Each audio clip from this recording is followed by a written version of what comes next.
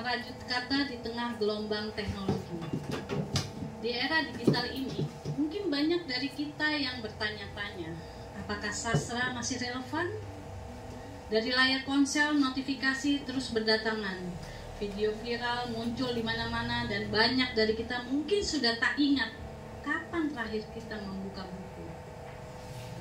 Namun ada satu hal yang tak berubah, kebutuhan manusia untuk bercerita. Sejak dulu kita tumbuh dari cerita orang tua, guru, dan buku. Cerita selalu menjadi jembatan bagi pengalaman, pengetahuan, dan emosi.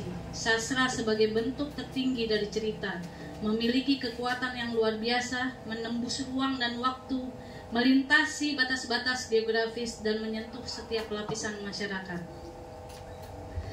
Sebagai seorang jurnalis, saya telah melihat bagaimana sastra Indonesia berkembang melalui berbagai tantangan, terutama di era digital ini. Kita semua tahu bahwa sastra pernah menjadi kekuatan besar di masa lalu.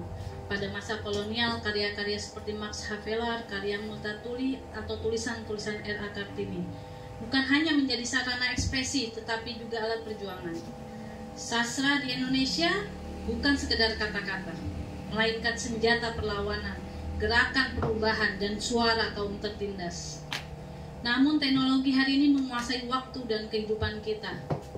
Banyak yang khawatir bahwa sastra akan tenggelam di bawah gelombang informasi instan dan hiburan cepat saji. Dalam kacamata sebagian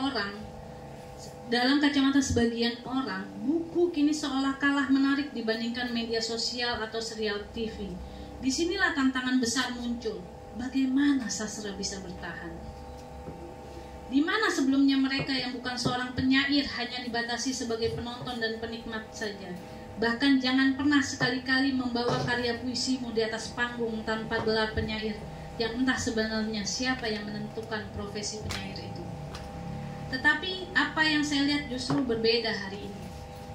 Sastra di era digital tidak mati, melainkan bertransformasi. Banyak penulis muda kini menggunakan platform seperti blog, Wattpad, hingga Instagram untuk menyebarkan karyanya. Mereka tidak menunggu penerbit besar, mereka menerbitkan sendiri. Teknologi memberi suara kepada mereka yang sebelumnya tak terdengar.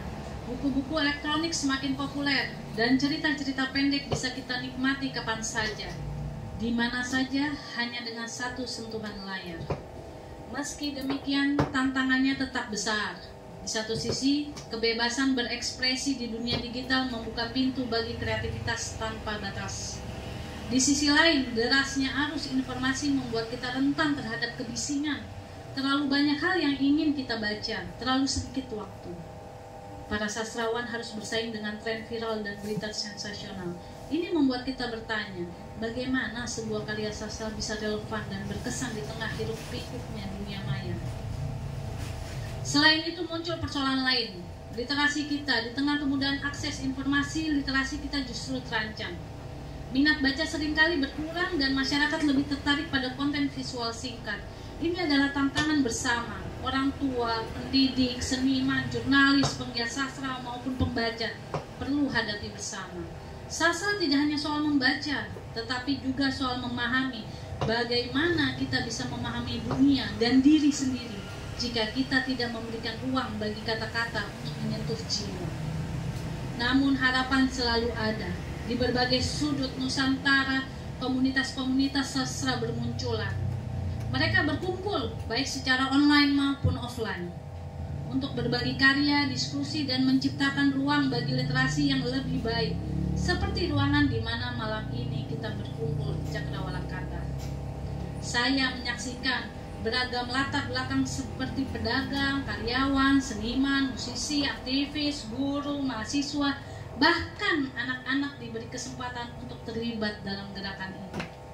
Sastra bukan lagi milik segelintir elit penyair, bukan hanya untuk mereka yang biasa berdiri di atas panggung. Kehadiran sastra ada di ruang-ruang kecil namun intim, menyentuh jantung kita karena dia berada di layar ponsel kita, menjadi alat untuk memahami diri sendiri, berkontemplasi, melahirkan pikiran yang kritis dan tajam, melihat situasi ketimpangan dan menyuarakan keresahan, ketidakadilan, dan penindasan di depan mata kita. Sastra adalah suara hati manusia, dan selama kita masih ingin didengar, selama kita masih ingin bercerita, sastra akan selalu hidup, bertransformasi, beradaptasi, dan tetap menjadi cermin jiwa manusia di tengah arus teknologi.